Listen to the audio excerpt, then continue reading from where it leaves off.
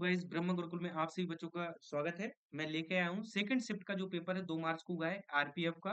ठीक है, आरपीएफ की क्लास है, उसका हम थोड़ा सा एनालिसिस करेंगे। मैं से देखो, सेम पूरा पेपर तो नहीं मिल सकता क्योंकि जो क्वेश्चन वहां से पता चल रहा है किस प्रकार से आए हैं, तो मैं उनको एनालिसिस कर रहा हूँ। ठीक है, थोड़ा बहुत जितनी कोशिश रहेगी आपको जितना बेटर से बेटर देने की। ठीक है, पूर्ण रूप से तो नहीं एनालिसिस दे सकते। ठीक है, तो देखो क्वेश्चन क्या है, तापमान की ऐसा इकाई। ठीक है, क्या पूछा? आप आपको मैंने बताया सारे मात्रक पढ़ाए थे मैंने। उस दिन मैंने बोला भी था क्लास में कि भाई सारे मात्रक पढ़ लेना। तो तापमान की ऐसा इकाई पूछिए क्या होती है भाई, केल्विन होती कि नहीं? बताओ, केल्विन होती कि नहीं, बताइए। ठीक है, तो तापमान की ऐसा इकाई क्या होगी, केल्विन। ठीक है, इसके बाद आगे चलना। हाँ, अब देखो केल्विन होती है, इसके अलावा केल्विन के अलावा और क्या लिख सकते हैं? तो डिग्री सेल्सियस लिख सकते कि नहीं, बताओ। डिग्री सेल्सियस एक एक करके याद करते चलना। ठीक है, ठीक है, और क्या हो सकता है? Degree Fahrenheit, degree Fahrenheit. ठीक है, तो ये क्या है, तापमान की ऐसा इकाई है। ठीक है, अगला क्वेश्चन देखेंगे। अगला क्वेश्चन क्या बोला, अशोक के समय मौर्य साम्राज्य की राजधानी क्या थी? भाई अशोक के समय, भाई अशोक किसका, मौर्य साम्राज्य, उस टाइम राजधानी क्या थी? पाटलिपुत्र। क्या थी? Pataliputra is the right answer. अब मैं क्या पूछने जा रहा हूँ आपको। ठीक है, ये क्या थी? पाटलिपुत्र। मौर्य साम्राज्य। अब देखो, आप कहोगे सर मौर्य साम्राज्य से क्वेश्चंस आना ही है, भाई अशोक के कार्यकाल से क्वेश्चंस आते ही हैं। तो आप बताइए कि मौर्य साम्राज्य की राजधानी जो प्रांत थे वो कितने प्रकार से बटा था? तो भाई राजधानी के प्रांत, क्या? राजधानी के प्रांत, प्रांतों में बटी थी ना। ठीक है, राजधानी, ठीक है, मौर्य साम्राज्य की राजधानी प्रांत कितने थे? राजधानी के प्रांत। तो देखो, उत्तर पथ की राजधानी तक्षशिला थी। ठीक है, उत्तर पक्ष की राजधानी क्या थी? तक्षशिला। ठीक है, देखो पाटलिपुत्र मैन थी, लेकिन ये टूटे थे टुकड़ों में। तक्षशिला, एक सेकंड में लिख रहा हूँ, तक्षशिला। ठीक है, और बताना है। हाँ, अवंती राष्ट्र की राजधानी उज्जैनी। ठीक है, ये कहाँ की थी? अवंती राष्ट्र की। मैं सबकी लिखे दे रहा हूँ एक तरीके से। यहाँ में अवंती राष्ट्र, इतना तो समझ जाओगे ना आप। अवंती राष्ट्र उज्जैनी और इसकी उत्तर प्रांत, उत्तर उत्तरापथ। ठीक है, उत्तरापथ की तक्षशिला। ठीक है, इसके बाद कलिंग प्रांत की राजधानी तौसली। हम्म, कलिंग की तौसली। ठीक है, इसके बाद दक्षिणापथ की, तो दक्षिणापथ की हो गई स्वर्णगिरी। स्वर्णगिरी, ये किसकी थी? दक्षिणापथ की। एक सेकंड, दक्षिणा,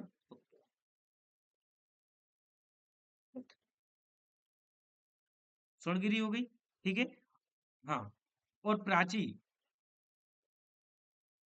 या मध्य देश की क्या थी? पाटलिपुत्र। लेकिन इस, हाँ, पाट मध्य देश की क्या थी? पाटलिपुत्र। हम्म, एक सेकंड रुक जाइए। हम्म,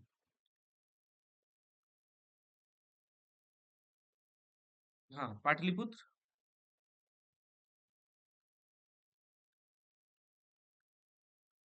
ठीक है, तो मेरा बताने का क्या है इस क्वेश्चन का मतलब कि मौर्य साम्राज्य से रिलेटेड सारी चीजें पढ़ लेना, उससे रिलेटेड क्वेश्चंस आ रहे हैं। ठीक है, अगले क्वेश्चन की ओर देखते हैं। अगला क्वेश्चन, उत्तराखंड का उत्तरायण पर्व। देखो मैंने अभी वही बात अगली अगली क्लास में, मतलब फर्स्ट में बताया था। मैंने कहा था जितने भी महोत्सव हैं, उत्सव हैं, भाई आना ही है। उत्तरायण पथ के बारे में है। उत्तरायण पथ किससे संबंधित है? राइट, तो वो मकर संक्रांति के टाइम पे मनाया जाता है। उत्तरायण पर जो पर्व है मनाया जाता है। उत्तराखंड के उत्तरायण पर्व सूर्य के उत्तर दिशा की यात्रा से जुड़ा है। तो ये किससे जुड़ा है? ये सूर्य की उत्तर दिशा से जुड़ा है। ये भी याद रख लो, सूर्य के उत्तर दिशा से। ठीक है, सूर्य के उत्तर दिशा से जुड़ा है। ठीक है, याद रखना। इसे मकर संक्रांति के नाम से भी जाना जाता है। तो मकर संक्रांति मैंने बता दिया, ये सूर्य के उत्तर दिशा से जुड़ा है, ये भी समझ गए। यह पर्व बसंत ऋतु के आगमन का प्रतीक है। तो यह किसका है? तो यह है बसंत ऋतु के आगमन का प्रतीक है। बसंत ऋतु के आगमन का प्रतीक है, समझे? चलो अगले क्वेश्चन की ओर। अगला क्वेश्चन है 51वें न्यायाधीश, ठीक है, क्या पूछा? 51वें न्यायाधीश कौन है? तो भाई अभी रिसेंटली कौन है, कौन बने हैं? तो वो राज संजीव खन्ना बने हैं, याद रख लो 51वें। तो कौन बने हैं? संजीव खन्ना। अब आपसे पूछ लूं कि इनसे पहले कौन था? तो इनसे पहले थे डी वाई चंद्रचूड़। कौन थे? D Y Chandrachud, Chandrachud. याद रखना आपको ये चीज, ठीक है? याद रखोगे कि नहीं? हाँ, तो ये आप सोचो, जितनी भी नियुक्ति हुई है, अगर आप करंट पढ़ते हो तो नियुक्ति याद कर लेना रिसेंट की, ज्यादा मतलब ज्यादा डीप वाली नियुक्ति मत याद रखना। मतलब नॉर्मली नियुक्ति जो हुई है, राष्ट्रपति, उपराष्ट्रपति, और अभी रिसेंटली चुनाव हुए हैं उनसे रिलेटेड वो सारी चीजें। अभी दिल्ली में चुनाव हुआ तो कौन बना है, राइट? तो ये सारी चीजें आप याद रखना, ठीक है? अगला, आरबीआई की रेपो रेट कितनी है? भाई साहब क्वेश्चन बिल्कुल सरल। आरबीआई की रेपो रेट कितनी है? भाई तो आरबीआई की रेपो रेट के बारे में, तो आरबीआई की रेपो रेट है 6.25। बस इतना याद रखना है, आरबीआई की रेपो रेट। समझे इतनी बात को? समझे कि नहीं समझे? चलो इसके बाद चलेंगे अगले क्वेश्चन की ओर। हाँ, विटामिन सी में कौन सा अम्ल पाया जाता है, ये बताना है। तो बताइए विटामिन सी में कौन सा अम्ल पाया जाता है? तो विटामिन सी में स्कार्बिक अम्ल पाया जाता है। कौन सा पाया जाता है? स्कार्बिक अम्ल। तो भैया, भाई कितनी विटामिन है? विटामिन सारी पढ़ लो ना, कौन कौन से अम्ल पाए जाते हैं और कौन कौन सी बीमारी होती है। भाई एक क्वेश्चन फंस जाएगा, इससे अच्छा क्या है कि नहीं? भाई ये आपको संकेत मिल रहा है कि क्या पढ़ के जाना, बस इतना तैयार करके जाओ जीएस में। सोच लो अगर सेलेक्ट होना है। चलो अगला। हाँ, कौन सा प्रायद्वीपीय प्रायद्वीपीय नदी दक्षिण को दो भागों में काटती है? भाई सब दक्षिण, समझ गए? दक्षिण को दो भागों में काटती है, कौन सी प्रायद्वीपीय नदी? भाई नर्मदा काटती है, याद रख लो। कौन सी प्रायद्वीपीय नदी काटती है? तो वो नर्मदा काटती है। किसको? दक्षिण को दो भागों में काटती है। नर्मदा भारत की प्रायद्वीपीय पठार की दो बराबर भागों में बांटती है। यह भारत की पहली ऐसी नदी है जो उल्टी दिशा में बहती है और भारत को काटती है। तो ये किस तरफ जाती है? ये जाती है उल्टी दिशा, मतलब ये अरब सागर में गिरती है, यह याद रखना, अरब सागर में, ठीक है? याद रखना। तो समझ गए कि ये दो भागों में काटती है प्रायद्वीपीय पठार को। समझिए इसका बात को, नर्मदा याद रखिएगा। तो आपको पता है कि नदियां जो मेनली नदियां हैं, जैसे नर्मदा हो गई, गंगा हो गई, यमुना हो गई, और देखो कोशिश करना दक्षिणी नदियों को थोड़ा सा पकड़ बना के जाना, समझे कि नहीं? तो दक्षिणी नदियों से क्वेश्चन आ रहे हैं, जैसे माही हो गया, चंबल हो गई, राइट, सिंध हो गई, तो इनको थोड़ा सा पकड़ बना के जाना इन नदियों में, क्योंकि इनसे क्वेश्चन आ रहे हैं। देखो मैंने कहा था 1857 की, मैंने फर्स्ट शिफ्ट में भी समझाया, क्वेश्चंस आ रहे हैं भैया 57 की क्रांति से। भाई नाना साहब का सेनापति कौन था? भाई तात्या टोपे थे। कौन थे? तात्या टोपे थे, समझे? अब याद रख लेना, नाना साहब कहाँ से थे? कानपुर से। बेगम हजरत महल कहाँ से थी? लखनऊ से। झांसी से कौन था? रानी लक्ष्मीबाई, ठीक है? मेरठ से कौन था? मैंने कहा ना, एक एक करके याद रखो। दिल्ली से कौन था? बहादुर शाह जफर थे। उनका सेनापति कौन था? वक्त कहाँ था? ठीक है? तो इस तरीके से आपको सारी चीजें याद रखना है, ठीक है? रखेंगे कि नहीं? हाँ, बिहार से कौन था? बाबू कुंवर सिंह, ठीक है नहीं? जगदीशपुर से। तो इस तरीके से आप क्या 1857 की क्रांति के सारे साक्ष्य पढ़ लेना कि कैसे फेल हुई, क्या हुई है। अगला क्वेश्चन देखेंगे, विवेकानंद का शिकागो में सम्मेलन का जो शिकागो में सम्मेलन हुआ था, विवेकानंद जी ने भाग लिया था, वो कब लिया था? वो लिया था 11 सितंबर को। 11 सितंबर 1893, याद रखो। तो विवेकानंद जी से रिलेटेड सारे पढ़ लेना। दयानंद सरस्वती, विवेकानंद, ठीक है? और हाँ, तो ये सारे कुछ, गांधी जी, गांधी बात पढ़ के जाना भाई, गांधी जी से भी क्वेश्चन आ सकता है, ठीक है? याद रखिएगा। याद रहेगा कि नहीं? जो जो मैं बता दे रहा हूँ एक बार। देखो 2024 में नई वैक्सीन किससे संबंधित है भाई? 2024 में वैक्सीन आई, जो नई आई थी फाइजर, वो किससे थी? वो भी कोविड से संबंधित थी। उसका नाम क्या था? फाइजर बायो एनेटेक, ठीक है? Pfizer BioNTech. वो किससे रिलेटेड है? वो कोविड से, कोविड 19 है आया था ना, उससे रिलेटेड है। तो याद रखना, ठीक है? कौन सी? फाइजर बायोनेटेक। अगला क्वेश्चन देखेंगे। अगला क्वेश्चन 10वीं अनुसूची किस संविधान के संशोधन से जोड़ी गई? जो 10वीं अनुसूची है, वो कौन से संविधान के संशोधन से जोड़ी गई, आपको ये बताना है। तो भाई वो 52 संविधान संशोधन हुआ था, उसमें कौन सा? 52वां संविधान संशोधन से जोड़ी गई, से जोड़ी गई, याद रखना, ठीक है? याद रखोगे कि नहीं? हाँ, चलें इसके बाद अगले क्वेश्चन की ओर। हाँ, शिक्षा का अधिकार, भैया तुरंत बता दो, शिक्षा का अधिकार से रिलेटेड क्वेश्चन आना है। तो याद रखो, आर्टिकल कितने में दे रखा? 45, ठीक है? इसमें क्या दे रखा है? इसमें दे रखा है कि 6 साल से कम उम्र के बच्चों को प्रारंभिक शिक्षा देखभाल और उनसे जुड़े प्रावधान जिक्र करते हैं। तो क्या क्या? जो 6 साल से कम उम्र के बच्चे हैं, ठीक है? 6 साल से कम उम्र के बच्चे हैं, उनके लिए शिक्षा का प्रावधान करता है, ठीक है? प्रारंभिक शिक्षा का प्रावधान करता है, या अनुच्छेद संविधान के किसमें भाग 4 में आता है, किसमें? भाग 4 में आता है। याद रख लेना, तो शिक्षा का अधिकार पढ़ लेना भाई, मैं कह रहा हूँ, मैंने ये मोटा-मोटा बताया है, लेकिन आप पढ़ लेना, शिक्षा का अधिकार भाग 4 में आता है, ये 6 साल से कम उम्र के बच्चों के लिए शिक्षा का प्रावधान करते हैं। बस ये तो मेनली हो गया, ओके? चलें इसके बाद अगले क्वेश्चन की ओर। नीति निर्देशक तत्व, भाई मैंने अभी पढ़ाया था कि नहीं? नीति निर्देशक तत्व से रिलेटेड कौन है? इससे रिलेटेड क्वेश्चंस आएंगे। मैंने बता दिया, आर्टिकल 1 से लेके भैया 50 तक रट के चला जाना, बस इतना ही सफिशियंट है।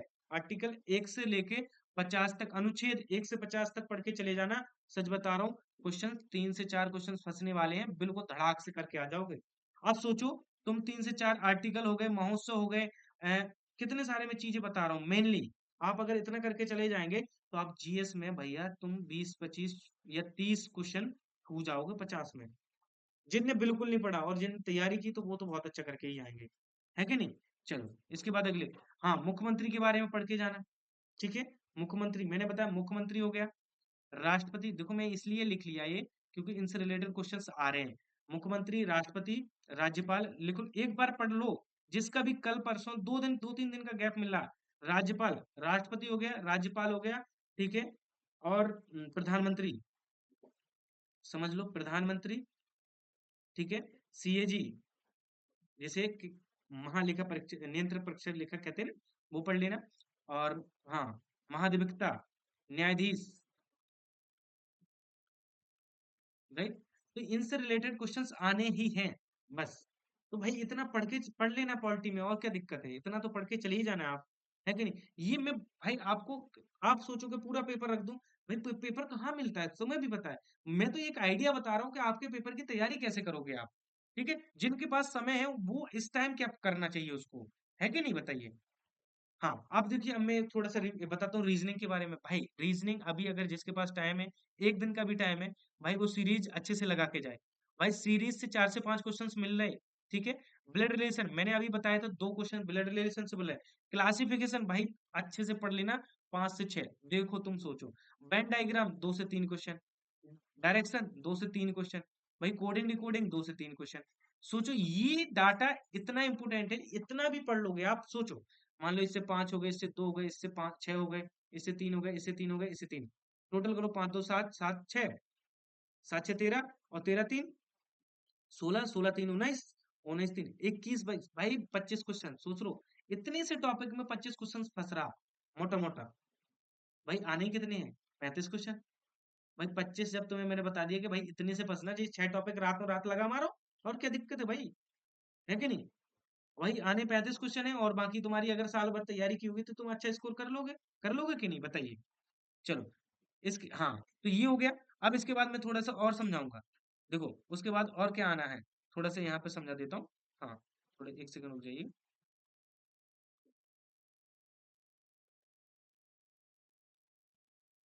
अरे चलो कोई नहीं, यहीं पे बताता हूँ, यहीं पे बताता हूँ। हाँ, अब और क्या क्या पढ़ना है ये भी देख लो। तो देखो, अब तुम्हें क्या क्या पढ़ना है। तो देखो, स्टैटिक से देखो मैथ में भी बता दे रहा हूँ। वो जीएस, ये तो जीएस हो गया, ठीक है? मैं तो बताता हूँ। हाँ, कंपाउंड इंटरेस्ट सीआई, देखो सीआई से 2 से 3, ठीक है? मेंसुरेशन, मेंसुरेशन से 2 से 3 क्वेश्चन आएंगे। एवरेज, एवरेज से 2 क्वेश्चन आएंगे। ट्रेंड, ट्रेंड से 3 से 4 क्वेश्चन आएंगे। प्रॉफिट एंड लॉस, 2 क्वेश्चन आएंगे, ठीक है? याद रखना। तो ये हो गया मैथ वाला पोर्शन। ये, ठीक है? अभी भी मैंने पहले भी बताया था, ये मैथ हो गया परसेंटेज, हाँ सॉरी, परसेंटेज। भाई 3 क्वेश्चन सोच लेना। टाइम एंड वर्क,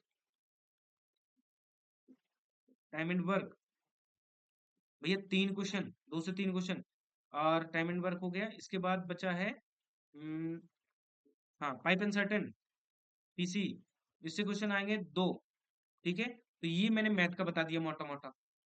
तो आप सोच लो आपको क्या, कैसा, किस तरीके से पढ़ के जाना है, ऐसा आ रहा पेपर। भाई ये एक तरीके से मोटा मोटा मैंने आपको बता दिया है। बाकी आप आप समझदार हैं, आपको पता है कि किस तरीके से चीज़ें पढ़नी है। जो मैंने बताया इनको एक बार रिवाइज़ कर लेना सारी चीज़ों को। देखो मैं सब एक-एक बार निकाल के बता दे रहा हूँ। इनको एक-एक बार रिवाइज़ कर लेना इन सारी चीज़ों को, ठीक है? ओके? आप जो पहला पहला मैंने वो किया है वो भी देख लो, ये भी देख लो, ओके? तो आज के लिए इतना ही। अब जो कल जो जैसे भी एग्ज़ाम होगा उसके लिए हम बताएँगे, ओके? आज के लिए इतना ही, मिलते हैं अगली क्लास में अच्छी एनर्जी के साथ। Okay, bye bye everyone. लेकिन लग जाओ मेहनत से, हो जाना चाहिए इस बार। मैंने जो पढ़ाया, अगर आपका कल पेपर है तो आज रात भर घोंट दो उसको। अरे ठीक है, लास्ट टाइम कहते पढ़ते नहीं, पढ़ते नहीं। अरे तो जो नॉर्मल है पढ़ने लायक, जो जैसे कि आर्टिकल्स हैं, भाई आर्टिकल तुम ट्रेन में जा रहे हो, पढ़ सकते हो आर्टिकल। नहीं पढ़ सकते, बैठ के आराम से पढ़ लो। ओके? ठीक है, तो आज के लिए इतना ही, मिलते हैं अगली क्लास में।